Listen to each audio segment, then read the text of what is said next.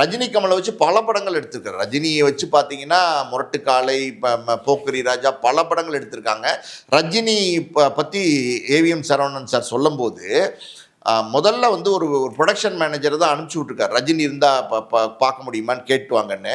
ரஜினி வந்து அந்த அவருடைய ஸ்கூட்டர்லேயே ஏறி வந்துட்டாராம். ஏறி நேர ஏவிஎம் ஸ்டுடியோக்கு வந்துட்டார். இவர் பார்த்துட்டு, என்ன சார் நீங்கள் சொல்லியிருந்தால் நான் கார் அனுப்பிச்சிருப்பேனே அப்படின்னு சொல்லியிருக்காரு. இல்லை சார், அதெல்லாம் ஒன்றும் இல்லை, நான் வந்து உங்களை பார்க்குறது தான் மரியாதை அப்படின்னு சொல்லி ரஜினி சார் வந்து பார்த்துருக்காரு. அப்புறம் அப்படி தொடங்கப்பட்ட படம் தான் ஏவிஎம் படங்களில் ரஜினி நடிக்க ஆரம்பிச்சிருக்காரு. 9 படங்களில் வந்து ரஜினி நடித்து கொடுத்துருக்காரு.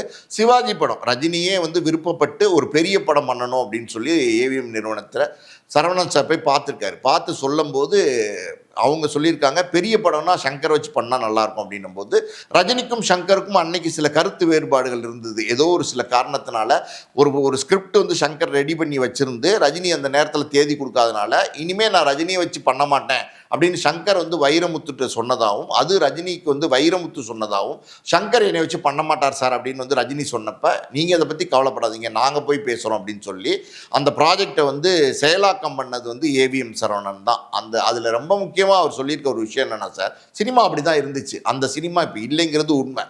ரஜினி, சங்கர், ஏவிஎம் சரவணன், எம்எஸ் குகன் அவருடைய மகன் எல்லாரும் சேர்ந்து இந்த படத்துக்கு முதல்ல ஒரு அட்வான்ஸ் கொடுத்துருக்காங்க ரஜினிக்கும் சங்கருக்கும். அது எவ்வளோ அப்படின்னா, ரஜினிக்கு ஒரு 1001 ரூபா, சங்கருக்கு ஒரு 1001 ரூபா.